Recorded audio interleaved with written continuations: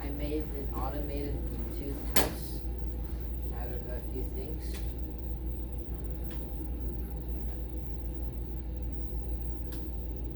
Okay.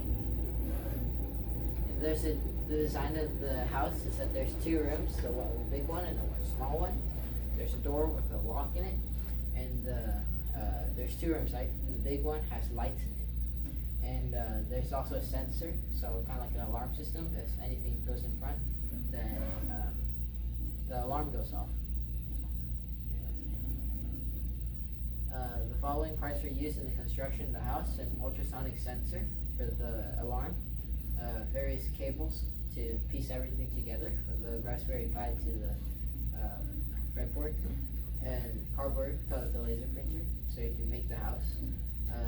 A servo motor for the lock, a continuous motor for the garage door, 3D printed parts to help with the motors and such, a breadboard to connect all of the parts and mechanical things, electronics on there, a Raspberry Pi for the coding, and RGB lights for the interior.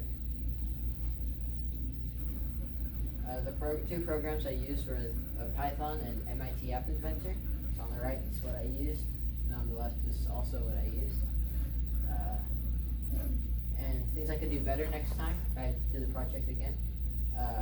I could work on the cable management, so that it would be a little bit more organized. The garage system's low volatile, is unstable. You can, like, sometimes it would go up, sometimes not down, just because the gear wasn't exactly safe, the roof wasn't stable. And the ultrasonic sensor, for some reason, could not be used while the Bluetooth was running. So maybe I could make them both work at the same time as two separate systems. And then maybe putting a roof on the house would be good. And I guess we'll use it. Use this app to connect to the Raspberry Pi. And then you have your list of commands. Now, this is the thing. If you want to open the garage, it opens. If you want to close, it closes. Ooh. If you have to see from up here, but if you lock the house's door, it can't open. If you want to see how it works, you can go up. There's a motor, so if I open the door, it goes up. And then if the hatch is not in, and then if I lock the thing, it goes in, and then like the hook is in. And then there's the alarm system. So right here is the guy watching the house. So the red means that there's something here. Hello, uh-oh, that's not good. And then I can turn on the house lights, and then if I long press, then they turn off. It's missing something.